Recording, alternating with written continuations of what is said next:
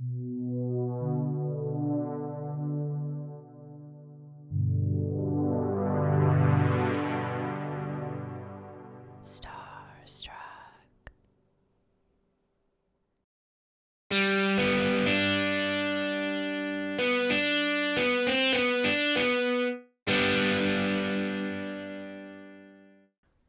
Well, welcome back to Joyride. I am Jared Brandon Flandy, and I am Adam Mendenhall. this is the show where we talk about all things transportation and adventure. And we're back. How you doing, Adam? I'm doing well. How about yourself? Not too bad, as I usually say, but I'm usually okay, so I'll go with that. Just a little quick announcement here. This is still season 6. We ended up deciding to break season 6 up into 2 different parts, which we did the first 2 parts, which we concluded with the John McAfee episode. And now we'll be moving on to a casual chat today. But one thing or another, we got busy with this and that. Good news is we are working on a new movie, which was taking some of our time. So if you happen to be a producer or a literary agent and you want to talk, by all means, drop us an email. So with that said, let's see here. What else do we have here, Adam? We have an interesting topic here today. So we're going to be talking about peculiar incidents and other crash-related such and such. Ooh, that is an interesting subject right there. So I'm going to start us off by, I have a news article right here. I have a few, but I'll start off with this one right here. So this one is entitled, Florida woman crashes Rolls Royce, dawn through backyard, lands on beach. Well, that's a combination and a half if I ever heard one. By the way, the source for this is motorone.com, and it was written by Chris Bruce. This is actually pretty recent. This just came out yesterday, too. Oh, wow. Oh, okay. It's here we go. So, a 66-year-old woman drove a Rolls-Royce Dawn through the backyard of a home in Palm Springs, Florida. Of course it's Florida. It's always Florida when something weird happens. Okay. And the opulent convertible came to a stop, hanging off a seawall with its nose in the sand on the beach. Paramedics took the driver to the hospital, according to the Palm Beach Daily News. In addition to leaving the Rolls-Royce in a precarious position, well, that's the least you could say, the driver struck a coral statue with an alleged value of $3 million at the home. Oh, my gosh. That's a heck of a statue. A coral statue. I'm not sure what exactly a coral statue is. I'm sure the owner of it is not pleased. Yeah, no doubt. But I'm trying to picture this. There's not really much of a description of what a coral statue is, so I'm seeing some ostentatious thing out of SpongeBob, essentially. The damages also included $10,000 to the seawall, $50 to a curb, $50 to a fence, according to the CBS 12 local news. Oh, wow. She went on a rampage, essentially. The woman reportedly told police that she had no memory for hours before the crash. The authorities did not believe she was intoxicated. I don't know what else it would be. Yeah, what else would that be? Photos show damage to the Dawn's front end, the Dawn being the Rolls Royce, which makes sense after hitting a sculpture, the fence, and falling 5 feet off the seawall. Jeez. While not visible in the pictures, which there are some here, hanging from that height probably did not at least do some damage to the rear bumper. So it's kind of, part of it's sunk into the ground, part of it's hanging off a rear bumper off that seawall. So it's kind of just wedged into the beach and the wall. Wow. It says real quick here, the Rolls-Royce Dawn premiered at the 2015 Frankfurt Motor Show. It essentially was a convertible version of the Wraith Coupe with some small styling tweaks to differentiate them further. The body work behind the rear seats had wood elements. The roof folded in about 20 seconds while the vehicle traveled up to 31 miles per hour. So, at launch, a 6.6-liter twin-turbo V12 produced 563 horsepower and 575 pound-feet of torque. It was able to reach 62 miles per hour in 4.9 seconds and had a top speed of 155 miles per hour. I love how it's got all that power. I mean, 150 miles per hour is fast, but Yeah. the thing's so big and heavy, that's all it can muster. It needs that power plant just to get around at an ample speed, right? Later, Rolls-Royce introduced the Black Badge model with an output of 593 horsepower and 620 horsepower from the 12-cylinder engine. The Dawn and the Wraith left Rolls-Royce's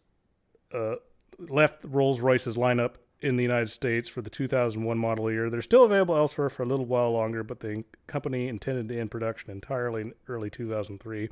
Apparently, they need to make another one. Rolls-Royce is currently developing the Spectre electric coupe. So far, there's no indication whether the company would make a convertible version that would serve as a Dawn successor. So there's a little bit about the car and this gal's, I guess you could call it, joyride through a very expensive Florida home. Boy. Through a home, nonetheless. One can only speculate, right? I mean, it's just like, how do you end up in that situation? You know, what precursor was there to that entire I mean, she's a ordeal? 66-year-old woman. She knows she's not on bath salts or anything. No. More than likely. No, so. More than likely not. Still. That kind of horsepower and... I'm sure the story behind it has to be almost as humorous as the main story itself. One would come to imagine, I would think, yeah. Now, it may not be quite that peculiar, but have you ever in your own life run into anything just kind of odd like that? You know, not quite to that extent. I mean, that's extreme going through a house. You know, I mean, I can think of a certain somebody we both used to know when he was in high school. He didn't go through a house, but he did crash into a house, and that was a long-standing joke of, well, be careful tonight. Don't those houses jump right out in front of you, kind of thing. And I won't land any names here, but this is a certain somebody that used to work in the agriculture industry with both of us here at the local store. So yeah. Anyways, did he?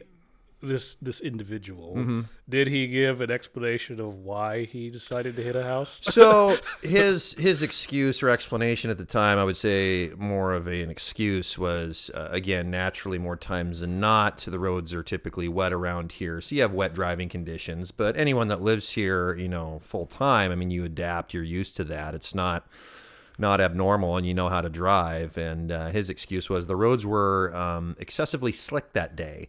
And the house, which was right at the end of basically a 90-degree corner, well, he didn't make the corner. He just continued to go straight and clip the corner of the house with a 1965 Mustang, mind you. So, yeah.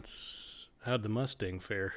Mustang didn't fare well, better than you would expect for it hitting a house. But the passenger side front fender, that entire quarter panel was decimated, and the hood was tweaked and pushed in. So there was extensive damage to the car. It wasn't just drive it away after that. Yeah. Did he ever say how the house fared? The house, again, fared better than you would expect. I mean, knowing the car and the person, you're like, how did he not go through the house like your previous story? And essentially, he just clipped the corner of the house. So the damage, I believe, to the house, all things including the front lawn that he went through because he went off the driveway, was somewhere around, I think, $10,000 or less is what his parents had to eventually deal with and settle with the property owner. Now, you said there was a 90-degree turn. Was he maybe doing something along 90? Yeah, I would say, knowing the person in all reality, again, no names, but the speed was somewhere probably around that. Yeah, knowing the car had it wasn't the stock V8. It was a Ford V8, true to the Mustang heritage, but it produced right in excess of 300 horsepower. So there was ample power, to be had there. Well, that's a lesson for you kids out there. You got to be careful of those houses that just suddenly jump out the street. Yeah, I haven't mentioned this one in years, but yeah, that was an ongoing joke for many, many years. And oh boy, yeah, hit a sore spot with the individual that it concerns, of course. Knowing the old local place we used to work at too, I could imagine that the heckling, it was merciless. So it was. The other side of the story, though, on the positive positive side, this same individual, his uncle was a master body man and owned his own shop in the Dalles, Oregon, between Mosier and the Dalles. Anyways, he took that said Mustang to have it repaired, and when it came back, I saw it actually with fresh paint, and I could not believe my eyes that it was the same car. I mean, that car looked better than new with the job his uncle did, and I forget what he charged his folks, but if it wasn't family, I mean, most people wouldn't be able. They would have never spent the money to have something like that fixed because it would exceed the cost of just buying even a '65 Mustang, buying a new car. It was amazing the body repair that was performed on that after the fact. Yeah. Well, thankfully, he had the right connections there for those jumping houses. So Yeah, exactly. I was actually there to witness. Thankfully, I was not the one that was the perpetrator of this, but I was probably, let's see here. It was when my family moved to the McMinnville area, so this is like late 90s, early 2000s, okay? I was a pretty little kid, so let's say 8 or 9 at the time, all right? So, do you remember where, well, the bank's still there, but it used to be the Washington Mutual there, okay? So, was with Mom. We had a Plymouth Voyager minivan back then. Yeah, bright candy apple red. You couldn't miss it. Oh, you can't miss that. So I was in the back. I had those big, giant bench seats, right? We were at a stop, so I was just laying in the back seat because I didn't have my seatbelt on because we were on the road or whatever it was, just kind of staring off at the ceiling. And all of a sudden I hear this motor whirring out of nowhere and then crash, okay?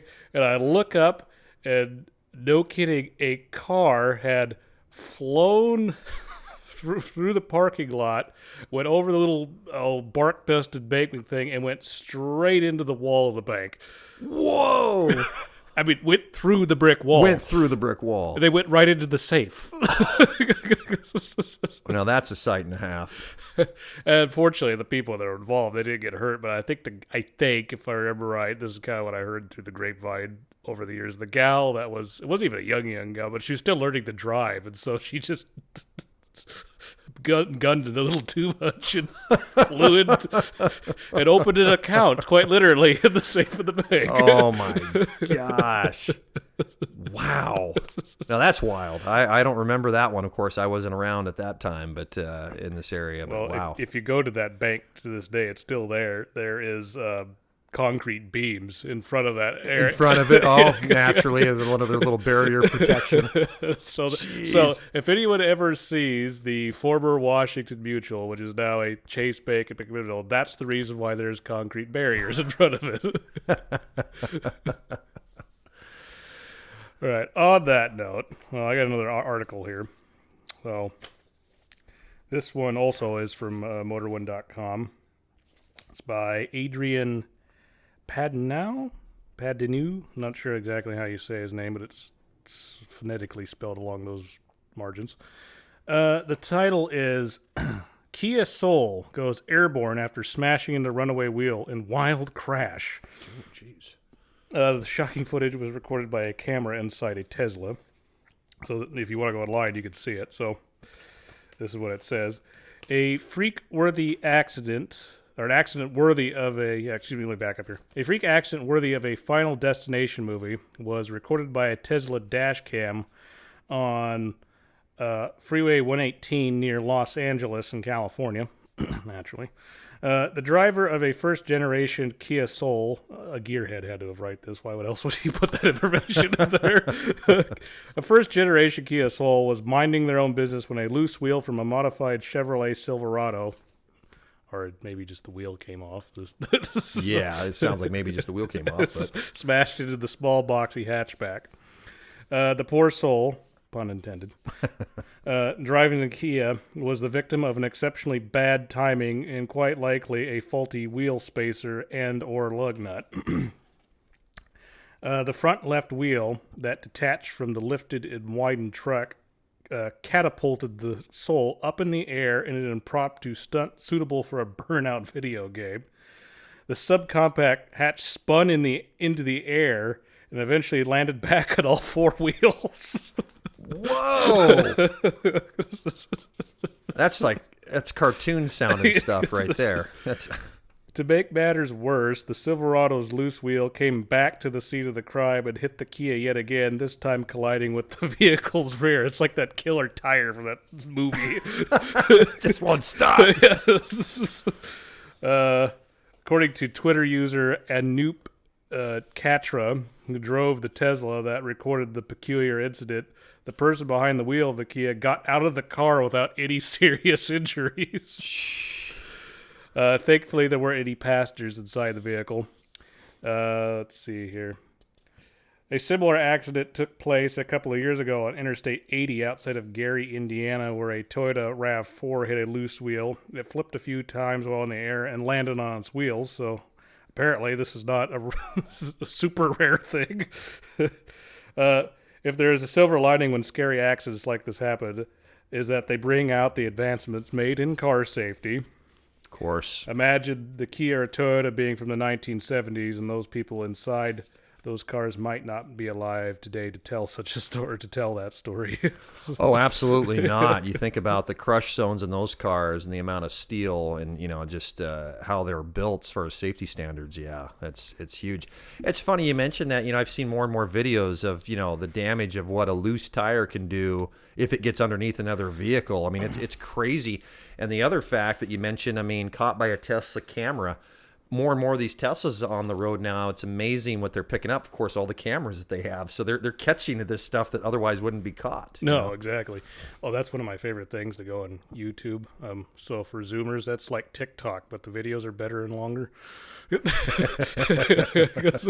More than 3 seconds or 5 seconds. Yeah. Right? I forget the average length of a TikTok. But yeah. So there was. One of my favorite things to do when I just have nothing else to do, I'm sure you've probably done this too, is find the Russian dash cam videos. Oh, man. That's entertainment right there. Oh, it's just pure entertainment. You just sit there and it's like, I've sat there and probably just watched for an hour, not realized it, And I think, correct, I don't know if you know or if, correct me if I'm wrong here, but I think it's a law in Russia. You have to have a dash cam. I believe that it's some type of law, from my understanding. I don't know for certain, but yes, our viewers can maybe correct us on this, but I believe it is some type of stipulation along those lines. So that's why you see all these Russian dash cam videos. So I think that's the case. Aside from cars, have you had any other memories of such incidents, like involving motorcycles or anything like that? There's, of course, I've been riding dirt bikes since I was about 12 years old. There's a number of...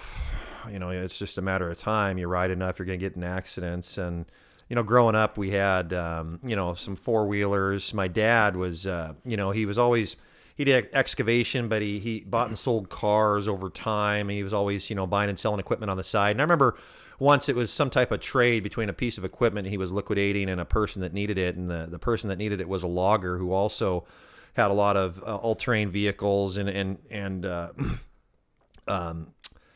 other recreational vehicles of that sort, and we ended up with a couple Honda Odysseys at the time. And for anyone that grew up in the 1980s or 90s would remember what those are. And one of them was actually a kind of a race ready. It was a 1985 Honda Odyssey 350. And that was basically a independent suspension go-kart for all terrain that you could take on tracks, or a lot of people, the most popular spots were to take into places like Sand Lake, out on the beach, open dunes. And anyhow, we ended up with that on trade, and that had a 350 cc two-stroke engine in it, and quite responsive, by the way. And one of the memories that comes to mind is, I remember when we first got that, we were riding it around in my grandparents' field, and one of the fields has a big dip that goes up and down, and the incline was, I forget what grade, but it was a pretty steep grade incline going up. And my older cousin Jeff at the time, he was riding around in it and pulled one of the corners too tight and ended up rolling. We watched him, and mind you, this is a fully enclosed caged go-kart, essentially, is what it looks like, and you're strapped down, so you're harnessed in. You can't fall out of this thing. Anyways, he takes it too tight. Tips gets top heavy, rolls. It was like 3 or 4 times and lands on all fours. We're Again. and we couldn't see. We couldn't see because he was down on the dip. We're like, oh my god, we're running down there, and there's Jeff, and it wasn't running at the time, but he was sitting there on all fours, and it was like, oh my god, that's crazy. And his mother, who at the time was freaking out, going, oh my god, there's something serious happened to Jeff. My dad's like, don't worry, he's strapped in, he's okay. And interesting, I think we were most surprised by, well, not surprised, but it was interesting to see that the fuel tank did what it was designed for. It's fully sealed, so even if it was on its top, it doesn't leak fuel, and it didn't. So it took a little while, I guess, to get it cleared out, but we got it started again, and off he went. But yeah, that's one of those scenarios. Once again, landed on all four all wheels. All fours, yeah. That's 3 in a row and just one. Yeah, and what are the odds of that? I mean, so many times you don't see that happen, but when you see it happen, going, wow, that's just lucky. Well, that reminds me, I'm sure, because we're both Bond aficionados, but it was was it Live and Let Die? Where was that? No, it wasn't Live and Let Die. It was the one after, The Man with the Golden Gun. Oh, okay. Where he's in that AMC, was that a Hornet or something like that? Yes, I believe it was. Yep. Yeah, it was an AMC something or other. I don't remember that much. But that scene where he's with the sheriffs with him, and Roger Moore goes over that ramp, and you see the car do that perfect 380 spin over that river and then land on all 4 wheels. Lands on all 4s. Obviously, this was made in the 1970s, so there wasn't CGI to do it. That stunt was real. And I remember they build those ramps a certain way, and again, you have to have a very talented stunt driver. Yeah. But yes, they had figured out the trajectory and just the right angles and what speed they had to hit that with. And so, yeah, that is an excellent example of real effect in real time with the right stunt driver. Yes, yeah. I think and then Casino Royale. I don't remember. They rolled that Aston Martin. They did really roll that. Was there someone in that for that, or did they take him out and just kind of roll it via other artificial methods? Do you know? God, you know what? I don't know. I think I'm suspicious they may have rolled that. That's one we'll have to check the special features. It rolled like it broke a record or something like that. It did, and they had a certain little, I forget what little little apparatus to get it to roll. But that's a great scene in that movie. And he's leaving the casino, and you watch that brand new Aston. Just man, God, that movie was intense. I mean, mind you, like the Daniel Craig era, which is great, but that's by far the grittiest, darkest, most realistic of Bond movies overall. It is one, especially of the Daniel Craig series. A lot of us, myself included, forget how dark that was. Now that you mentioned that, that was a very gritty Bond. So movie. You go off. I mean, like the Pierce Brosnans weren't like the almost comical Roger Moores, but you bounce off of Die Another Day with the space lasers, the invisible car, then you jump into Casino Royale, and you go, whoa, this is a total shift. Yep. So, all right, I got one more news article here. Okay. I'm going to save the title for last because it's kind of got a spoiler in it, all right? Well, this one was published with K2 News, and it was written by the WHP staff. So it was posted very recently as well, April 4th of this year, 2023. So, Adams County, Pennsylvania. A strange situation spanning Adams, York, and Cumberland counties in Pennsylvania happened early Tuesday morning. According to Carroll Township Police Department, police received a call on Tuesday about seeing a stolen bus being driven by Tony Saunders in Dillsburg at around 7:10 a.m. It's a school bus, I'd like to point out. Pennsylvania State Police, PSP, in Gettysburg reported the same stolen bus and to, quote, be on the lookout. How do you miss that? Okay. Especially in York and Adams counties. Officials say officers on patrol spotted the stolen bus driving through a giant Foods and Rite Aid parking lot. Guess he had to make a pit stop or something. Apparently. Depends on some canned chili. I don't know. The school bus then turned west onto West Seidensburg Road and intermitted right to 15 North. Authorities say they later caught up to Saunders. At first, police At first, officers say the bus pulled over near the Pennsylvania Turnpike, but shortly after pulled away, starting a chase with police. So this sounds like that chase scene in Bullet, where it's the prelude. Oh my gosh, it But does. it's not a Mustang. It's in a school bus. So it's just you got that slow jazz music playing. This thing's just kind of creeping along, and then the smoke from the tires just starts. The chase scene with the school bus has begun. Let's see here. So they passed under an exit for lower hour drive, which ended up flipping the bus. Okay. It must have got upright because it says that Sanders then drove the vehicle. Yeah, it says flipping the bus. I don't know how he's flipping the bus and keeps on driving. That's what it says anyway. Wow. Okay, I don't know if maybe he just turned and landed on all four wheels. I'm not sure. But Yeah. But anyway, so Saunders then drove the vehicle onto Gettysburg Drive and turned into a nearby neighborhood where he exited the bus and ran from police. Officers say as Saunders ran, he stripped off his clothes until he was fully naked. What everybody does, right? When they get out of their walking away from a scene. Running through numerous parking lots in busy traffic areas. Can you just imagine witnessing this? No. You see a school bus hurtling around a corner, stops, a man gets out, strips his clothes off, and is running full Monty. I guess I take that back for our listeners. It's every day down in L.A., right? These days, I don't know. This is for Pennsylvania. This probably is not normal. For LAS, Yeah. Portland, this happens every afternoon. You took the words out of my mouth there. Oh my God. Let's see, where was I at here? Police say Saunders was then arrested nude. I can't imagine they tackled him too readily. I would imagine not. And later admitted to taking the bus earlier Tuesday morning after crashing a BMW vehicle. Jeez. According to law enforcement, Saunders also admitted to placing a dead deer inside the bus and was attempting to drive it to his home to use as fertilizer for his garden. Wow. Saunders is currently being held at the York County Prison for fleeing an officer, receiving stolen property, reckless driving, and resisting arrest. I love how on that list, indecent exposure was not charged on that entire list. Yeah. Peculiarly enough, that one did not get thrown in there. And the title of this was "A Naked Man Driving Stolen School Bus with Dead Deer Inside Leads Police on Chase."